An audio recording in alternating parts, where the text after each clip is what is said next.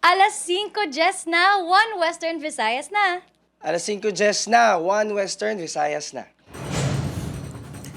Tutukan sa mga Biyernes. Presyo ng diesel posible nang magnubos ang 8 pesos kada litro sa masunod nga semana. Pila ka PUJ driver na kulangan sa posible rollback.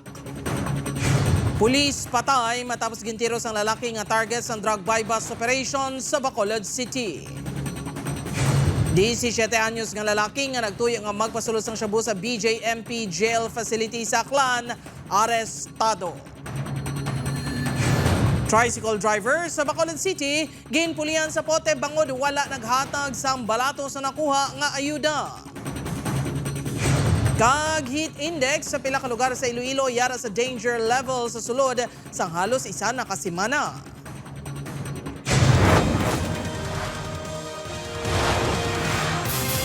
Ini ang GMA Regional TV, 1 Western Visayas. Maayong hapon mga kapuso. Sa nagapangunang nga balita, rollback sa presyo sang gatong posibleng nga ipatuman sa madason nga semana. Apang mga PUJ driver na kulangan sa posible 8 pesos nga rollback sa presyo sang diesel. Si John Sala nakatutok live sa Barangay Cuartero Haro, Iloilo City. John?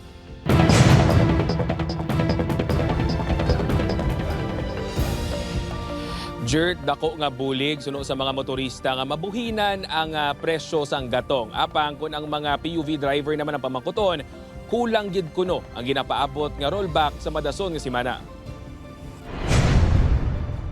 Yara na sa ikalang mga simana halin sa nagsugod ng gyera sa tunga sang Iran, Israel kag Estados Unidos. Bangod sa epekto sang gamo nang triple ng presyo sang diesel sa pungsod, tugas ang asod-asod nga mega oil price hike. Naglabot na sa masobra 150 pesos sa kada litro sang diesel, samtang yara naman sa 100 pesos ang per liter sang gasolina. Sa masunod nga semana ginalauman ang preno sa pagsaka sang presyo sang gatong. Ginalantaw nga yara sa 7 to 8 pesos kada litro ang iganubo sa presyo sang diesel, samtang 3 to 4 pesos naman sa gasolina. Namin mga kaginan gagawa kami.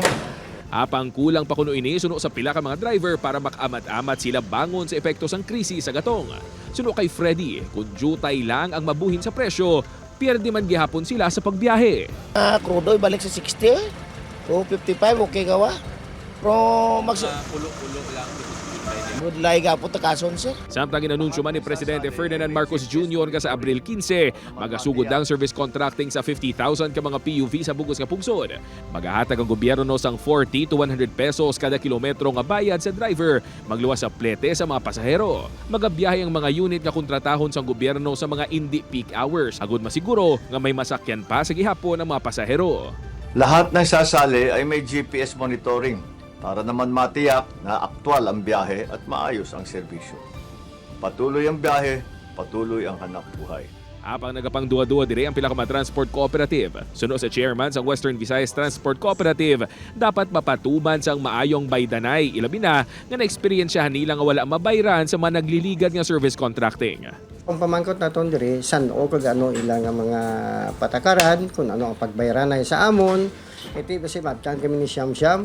Kay kapitalan namon nimo sa diesel mo. Karon kung wala kami kapital, kag kung saan o kami bayaran, basi madugay pa. Hindi nga mabagdown kami gyapon no. Unang igapatuman ang service contracting sa National Capital Region, tubtob nga mangin operational sa bugos nga pungsod.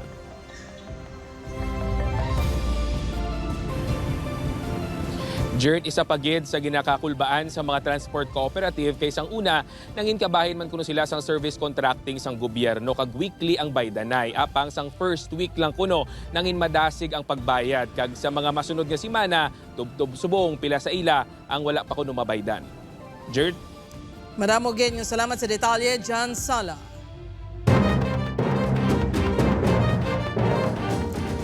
Para sa dugang mga balita sa Negros kag Panay, makaupod ta si Eileen Pedreso. Lynn? Madamo nga salamat, Jert.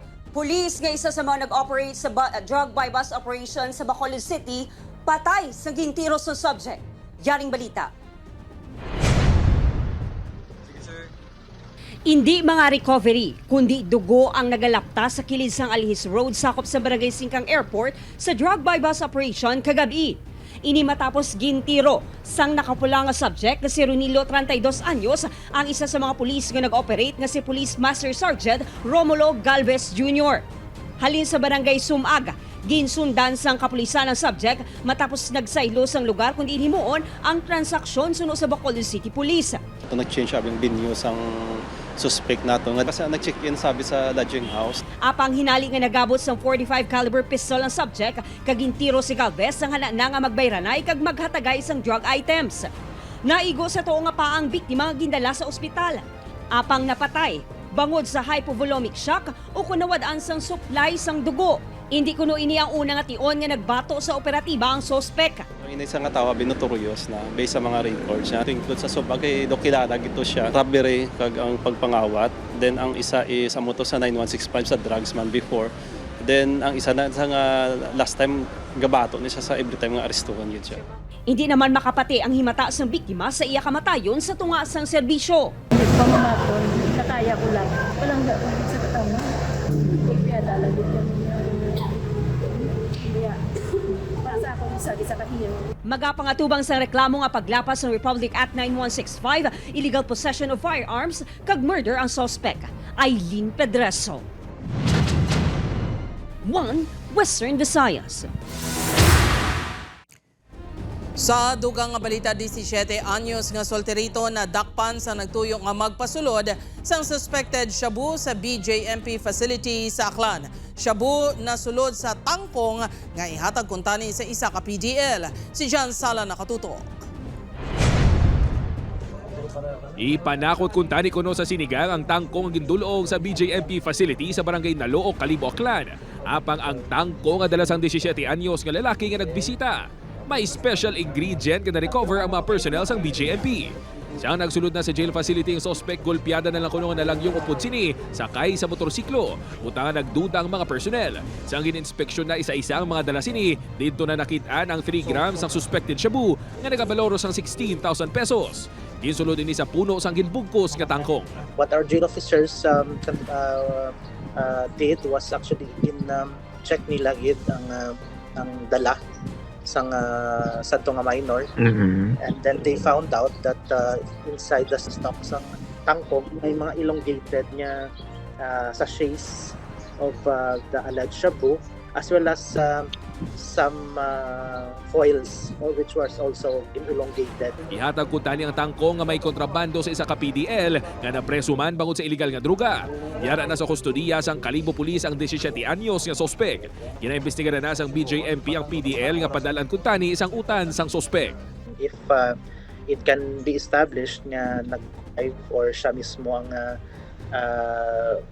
nag-request for the entry of that illegal drugs, may appropriate nga liability that will be imposed against him. John Sala, 1 Western Visayas. Lalaki patay sang gintiro sang sospek nga sakay sa motorsiklo sa Barangay 13, Bacolod City. Yaring balita. Kung sino ka man nga nagbuhat sa akong manghod, mag-surrender ka na. Diyos na lang bala sa imo. Malipayon pa kuno nga nagbiya sa ilabalay ang 36 anyos nga si Jonel Bisana kahapon.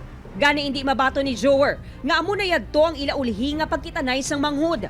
Ginbawian sang kamuhi si Jonel matapos gintiro sang sospek nga nagasakay sa motorsiklo sa dalan sakop sa Barangay 13, Bacolod City kagabi. Masugat lang kuntani ang biktima sa asawa nga nagatrabaho sa lugar. Nag-video kay pa na di sa mo. Kay birthday sa mong lolo. Naglakat siya alas 8, nag-chat ko siya. Lingkuton, balik ka dayon. Wala siya reply. Posible nga ginsundan na sang sospek ang biktima nga nagasakay man sa motorsiklo. Suno sa kapulisan, may ginasundan na sila nga motibo sa krimen. Then okay man ang record niya sa barangay, wala gin man siya sang laing record or involvement sa kung ano man niya krimen.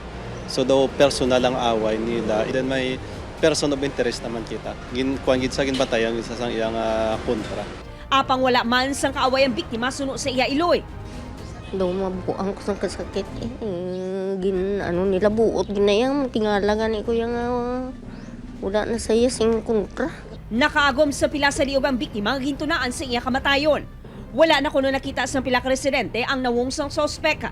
O abi namon aksidente lang gali amo na to gali na tiruan na gali to ang tao. Tinulbaan kami kay damo na daan dugo dadaan sa pagtumba niya gaplak sa simento. Padayon pa nga nagapangita sang ebidensya kag saksi ang kapulisan. Aileen Pedreso, 1 Western Visayas. Mga kapuso, heat index sa Dumangas, Iloilo halos isa na kasimana nga yara sa danger level heat index. Posible pa magsaka suno sa pag-asa. Si Julius Bilacaol nakatutok. Adlaw-adlaw nga nagapatial sa init sa pagbiyahe sang e-bike sa Dumangas, Iloilo sa Edgar. Gani na batsagan gid sini ang tuman ka init kag kapaang subong nga mga inadlaw. Kung may ara ka lang, may kwarta ka lang daw, hindi ka na gid magbiyahe tungod sa init. Galing tungod kay Pigado, nagabiyahe gid kami. Halin sang Miyerkules tubtubwas, yara sa 42 degrees Celsius ang heat index sa Dumangas suno sa pag-asa.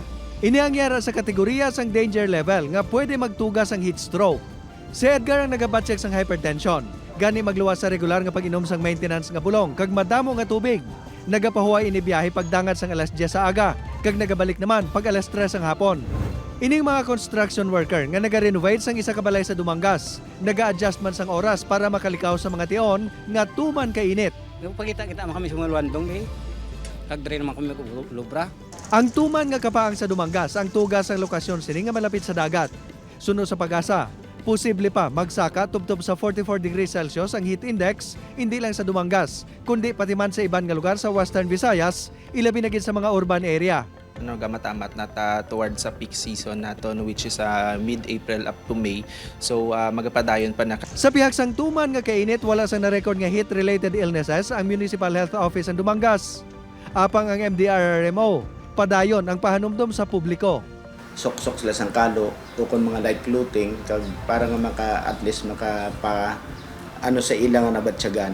Yara naman sa extreme caution category ang Iloilo City, kag sa Roa City, kag Mambusaw sa Capiz, kung sa din ang heat index, ang halin sa 33 to 41 degrees Celsius. Upod kay Cirilo Rendoque, Julius Bilacaol, 1 Western Visayas.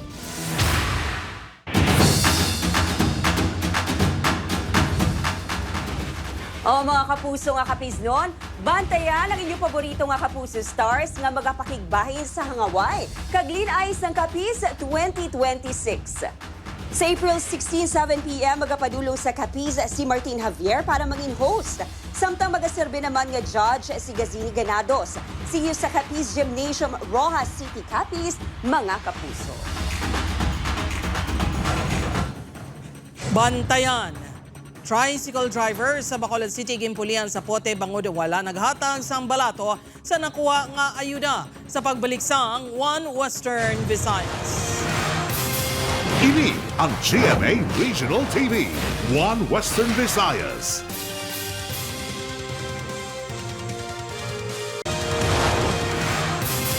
Ini ang GMA Regional TV, 1 Western Visayas.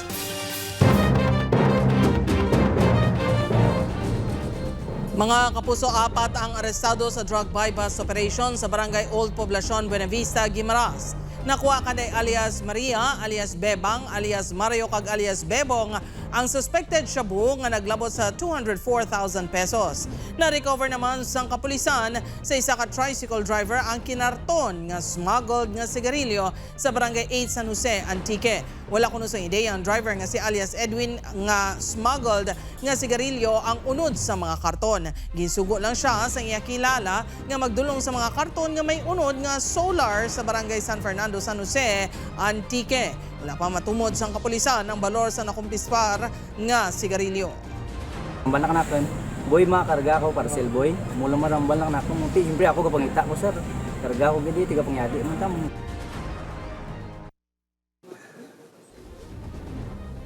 Tricycle driver pilason sang ginbuno sa Lakasiliana. Samtang sa Bacolod City, tricycle driver gintapungol sang pareho nga driver bangod sa away sa nabaton nga ayuda. Yaring balita. Makita sa video ang pagsumbaganay sang lalaki nga naka-green kag naka-blue. Sang natumba na ang naka-blue, ginsi pa ini sang isa pa ka lalaki. Nakabangon ang naka-green, kag liwat sila nga nagsumbaganay, tubtob na kalabot sa pihak nga dalan.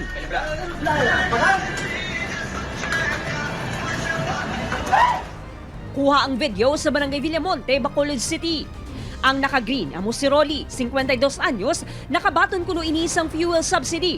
Rason nga nangayos ang balato ang iya mga upod. Apang wala niya ginhatagan, rason nga nangakit suno sa iya. Mga ayo Porta Ang isa kayo, tindak ka kadua. Pulihan ko lang kadua mo. Kaya ano kayo, why na? Di bakal ko cellphone. Di kaya ako naman na yan. Mga pag gusto lang ako kung di ko mata kaya ako na yan. Depensa sa naka-blue.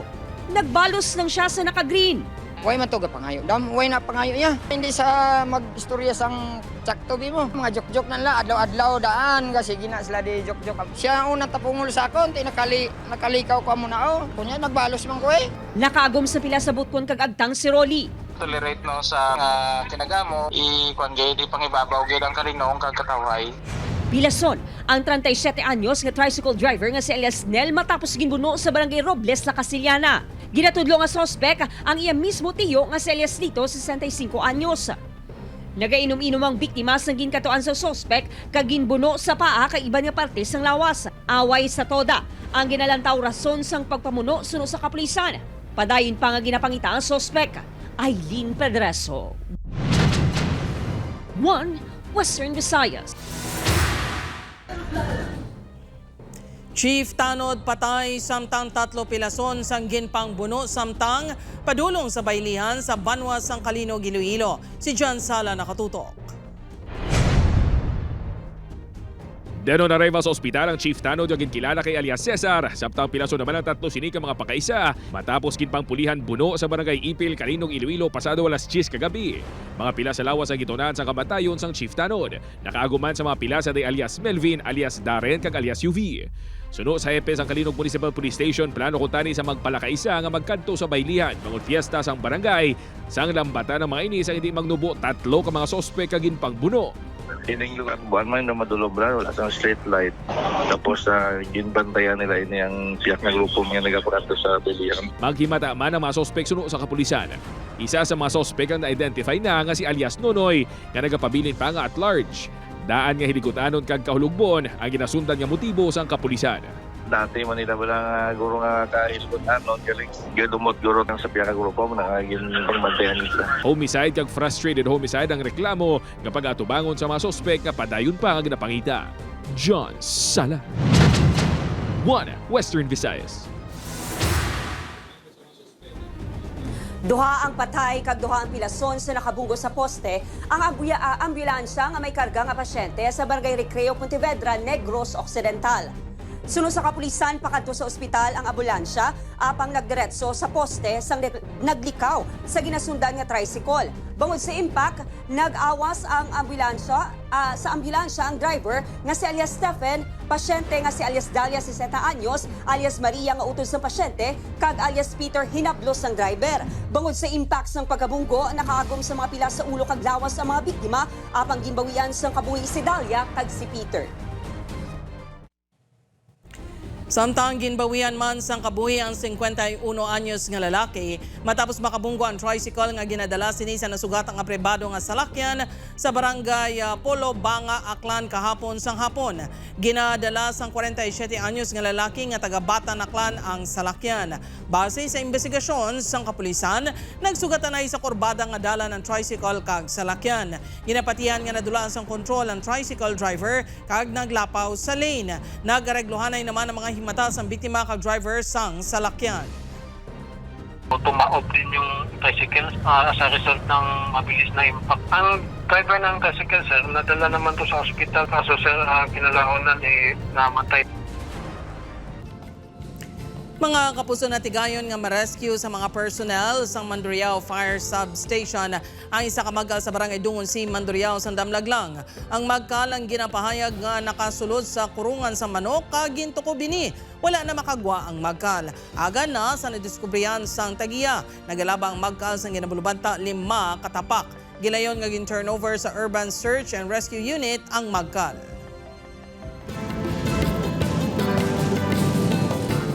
Mga kapuso sa tungasang kabudlay sa pangabuhi, mga job seeker nagdugok sa job fair nga ginpatigayon sa Iloilo Peso. Si Julius Villacaol nakatutok.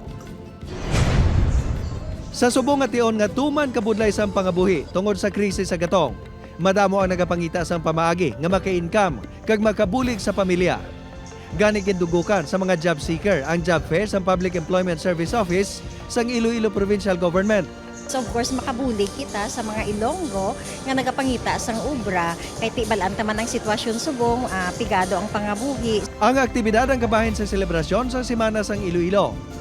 Isa sa mga aplikante ang PWD kag single mother nga si Roseanne. Humalin sa pagkatapos ini, siya ang nagasuprar na sa cerebral palsy. Handa ini sa bisan anuman nga trabaho pananglitan mabaton. Gusto ko niya makapangita ubra para sa bata ko. Dayon para mapakita man bala sir sa iba na tao nga kaya man namin yung PWD. Pila sa mga aplikante ang na-hire on the spot, pinaagi sa Job Start Philippines program sang Dole. Isa sa mga ini ang senior high school graduate nga si Christine. Nagdesisyon ini nga hindi na magdiretso sa kolehiyo para makabulig siya pamilya. Magatrabaho na ini bilang service crew sa isa ka fast food chain. Antes nga eskwela ko, mabulig na lang sa parents ko kaya wala man sila kaya nga paskwelahan ako. 30 ka mga local companies ang nagpasakop sa job fair kung sa diin naglabot sa 1,400 ka job opportunities ang gintanyag. Upod kay Hans Desierto, Julius Villacaol. 1. Western Visayas.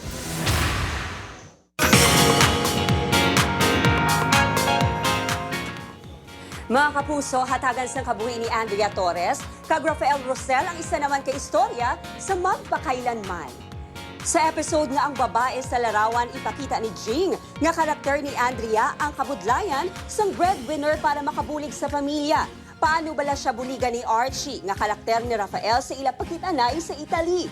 Ano ang maging reaksyon nila kung matukiban nga sila ang little bride and groom sa isa kasal sa Tagaytay sang una? Ang ila reunion, bantayan buwas 8:15 p.m. sa GMA. Naka-live stream man ini sa GMA Play. Ini ang GMA Regional TV, One Western Visayas.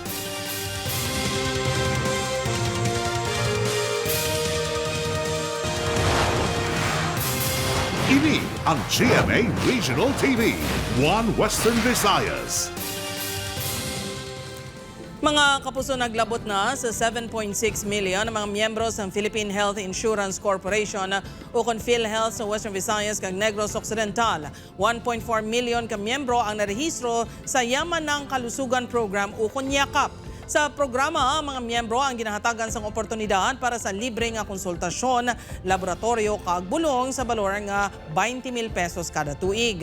Sa programa, may 21 ka sa isang bulong nga libre. Sa ginlunsar sang damnag lang nga programa nga Guaranteed and Accessible Medication for Outpatient Treatment o kon gamot, ini ang kadungan sang gindugangan sang 54 pagid kasahi isang bulong gani nagdangat na ini sa 75. Ang mga bulong ang ginalakipan sa mga antimicrobial, antithrombotics, anti-asthma kag iban pang pareho para sa diabetes kag hypertension. Ginklaro naman sa PhilHealth nga may nagakaigo lang nga budget sa kada bulong kag kun hindi ini masunod sa miyembro, mahimo sila maggastos ang ila kaugalingon nga kwarta. Gusto ta, kada banwa, may isa kayakap, at least isa kayakap, at least isa ng tagamot. Pero of course, we want more.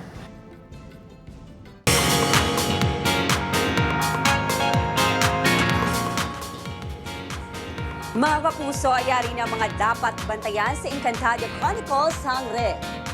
Makaluwas bala si Plamara kay Gargan? Paano bala siya salbaron sa Iloy na si Perena?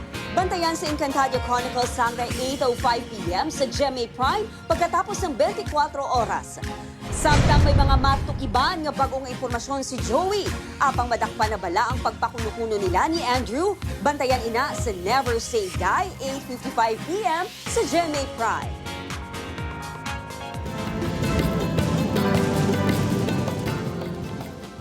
Mga kapuso, kanami maglagaw-lagaw sa nagkalain-laing nga lugar subong nga summer. Pero kakapoy, plus magasto sa gatong kung magsaylo-saylo.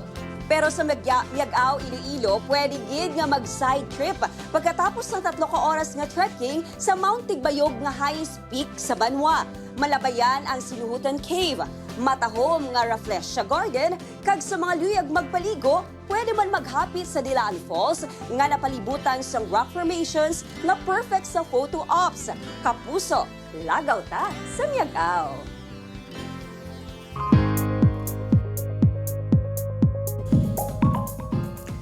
Mga kapuso, nagabasko kag isa na ka tropical storm ang bagyo nga yara sa guwas ang Philippine Area of Responsibility. Ulihi ini nga na monitor kaina sang aga sa kalayoon nga 2,730 kilometers na sidlangan sang northeastern Mindanao.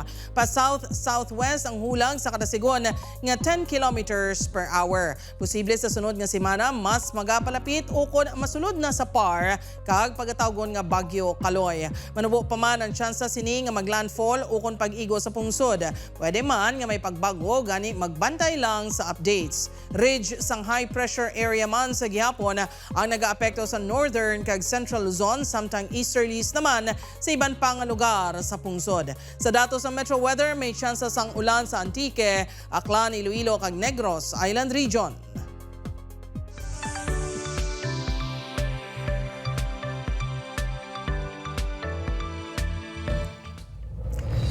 Mga kapuso, matanaw ang episode nga ini kag iban pa nga mga lokal nga balita sa official website sang GMA Regional TV, www.gmaregionaltv.com. Pwede man ninyo mabisita ang amon official YouTube channel, GMA Regional TV, kag i-click ang subscribe button para sa pinakamainit nga balita halin sa mga rehiyon.